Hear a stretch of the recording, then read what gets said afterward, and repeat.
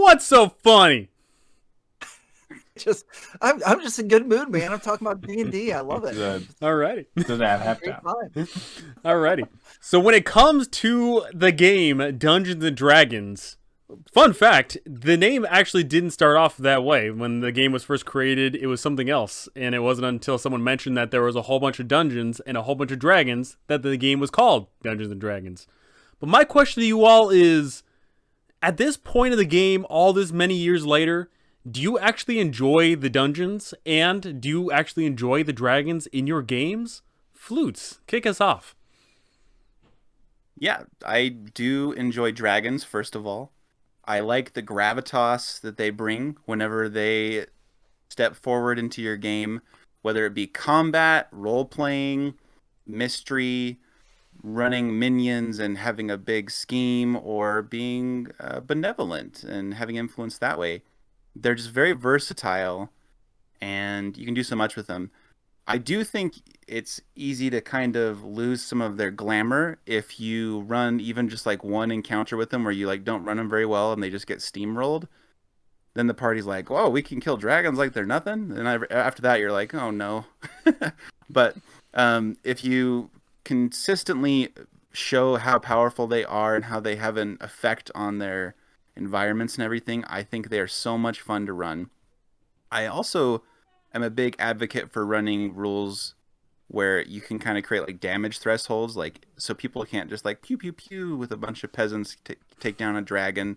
I think you should have like a something like a damage threshold where like if they don't take at least like 6 damage or something, it's like halved or no damage, something like that. I think that kind of stuff is fun, especially for huge armor scaled creatures like dragons, but that's a different topic. And then dungeons, I use them sparingly and I enjoy them. I don't have worlds where there's like dungeons all over the place. Everyone's always dungeon crawling. Now that I've been doing online stuff, people enjoy dungeon crawls a little bit, but it kind of loses its flair for people I play with pretty quickly.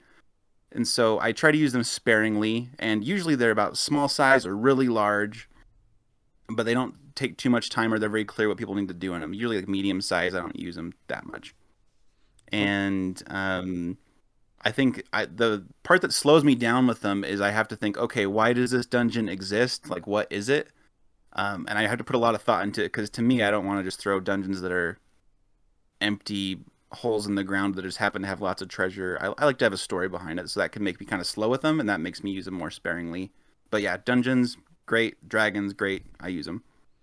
You don't like rolling random encounter number 7, fight 2d8 orcs. Got it. Yeah, Wally, that. how do you Just feel? just took my thunder on that. I was going like, yes, I love putting a, let's see, I have an empty 30 by 30 room in a dungeon. What do I put here? Adult green dragon. Yeah. Accomplished. Yeah, actually, I love it. That's what got me into the games. Dragons are the most iconic monster in Dungeons and Dragons. And especially with Fizzban's Treasury of Dragons that just came out, I've learned a lot more about them. I'm excited to run them. But you've got to remember, too, with Dragons, the encounters don't always have to be combat encounters. You can begin your levels out as a GM. If you're running a game, you can start your campaign out with just describing a dragon flying overhead as just like part of the world. I mean, so the PCs from the very get-go see that there are dragons in this world. You can have a few that take human form and interact with the players and then reveal themselves later. You could have a dragon quest giver. So other than fighting dragons, you can put dragons into your world for all kinds of different purposes. And then as far as dungeons are concerned, I love a good dungeon delve. I think they're a lot of fun. I think they're great places to take on and for quests and stuff like that. But just remember, just about anything can be considered a dungeon. If you're in the tavern and you go into the cellar to clean out the rats or whatever else, and there's 2 or 3 different rooms down there, that's technically a small dungeon that you can go through. Abandoned temples, you've got crypts, you've got caverns. I mean, you name it, anything that resembles like underground exploration, you've got rooms to go through. I mean, those are your dungeons. And I throw a lot of those. I mean, you can just have a basement of a mansion be a dungeon. You can just go down in there, things out, the sewers, all that stuff. So, yeah, absolutely, I love it, and yeah, good times. Heck yeah. Blanco.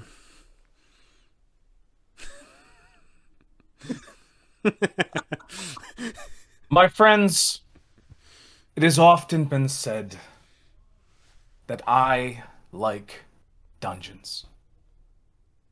My friends, I like dungeons. No. Friends, I love dungeons. I love 10-foot stone corridors. I love room encounters.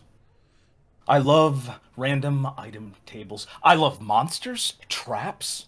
I love tactical strategy. I like disengagement. Dungeons under city streets, in caves, under the deepest forest, in the frozen tomes of ice, and dungeons under the sea itself. I love every facet of the dungeons that occur in this game. I love blasting the monsters into smithereens with fireball salvos that thunder across the lines of battle. My heart leaps with joy whenever a cave fisher is tossed high and cut into pieces with well-placed crossbow bolts. And there's nothing like a fighter using a spider as a steed to mount and lance down eyeless grimlocks. And the feeling that comes when a mummy runs screaming out of its blazing sarcophagus, only to be mowed down by the eldritch blasts. It's such an exquisite feeling.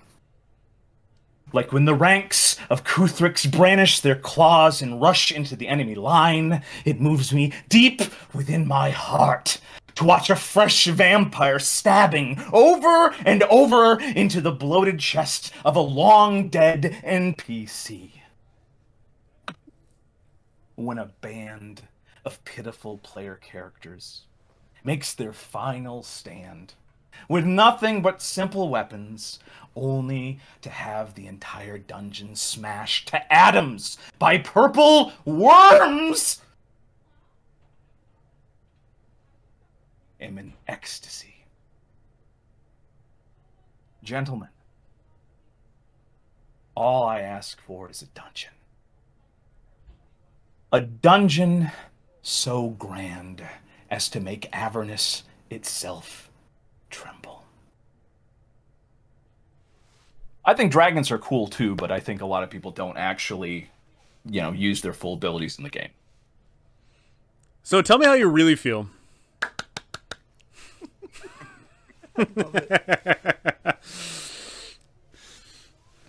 I mean, how am I supposed to follow that? I don't know if I can. I didn't write down an epic poem or ballad or anything of that nature. Let's cut to commercial. When it comes to Dungeons and the Dragons, for me, I don't like dragons because I like presenting magical worlds, and as Flutes mentioned, the more you see it, the less magical it becomes. So I want dragons to be seen as little as humanly possible. Whole campaigns, hundreds of sessions in between seeing a dragon in my games. But dungeons, I feel like, are special. Dungeons, I feel like, are the reason why we play these games, because, let's face it, specifically in 5e, 85% of the rules all pertain to combat. Let's go to the dungeon and get into some combat, shall we? But, I mean, I just, all the air has been knocked out of anything that could possibly deliver, so thanks a lot, Blanco. But so this is like a 0.5 part of a question I wanted to ask you all is, when it comes to D&D, could you all tell me the procedural rules for combat?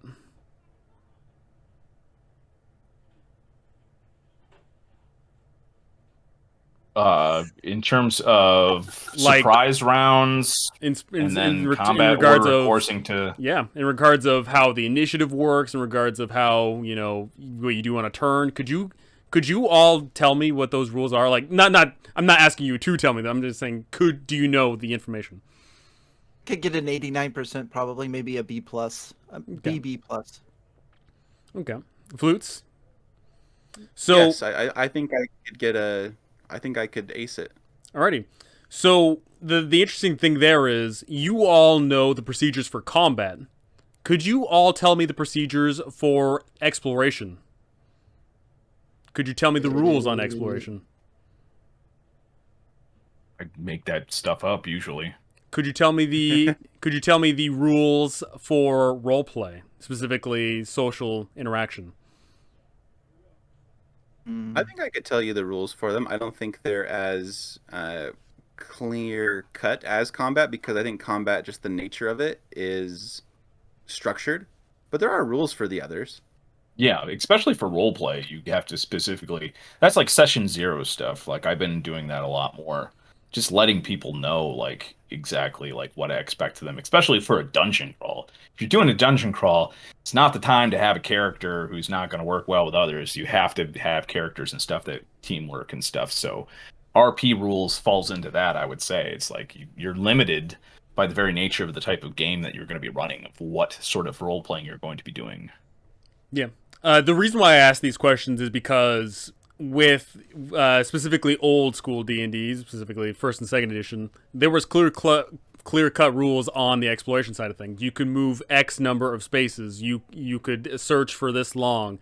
And then when it came to roleplay, there was reaction tables of how the enemies may or may not react to you and how many retainers you could have. But in 5e, Yeah. there is some roleplay rules and there is some exploration rules.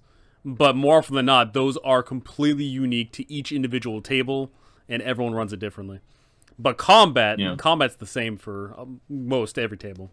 So I was just curious about that. So yeah, Dungeons and Dragons are pretty synonymous with the games that we play because it's in the freaking name, Dungeons and Dragons, right?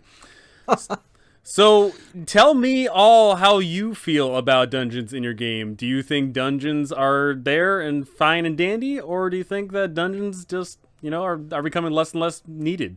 And what about dragons? Do you like the interactions with dragons, whether that be combat, explorations, and role plays, or do you want dragons to be scarce and magical? Go ahead and tell me those things because I would love to hear it.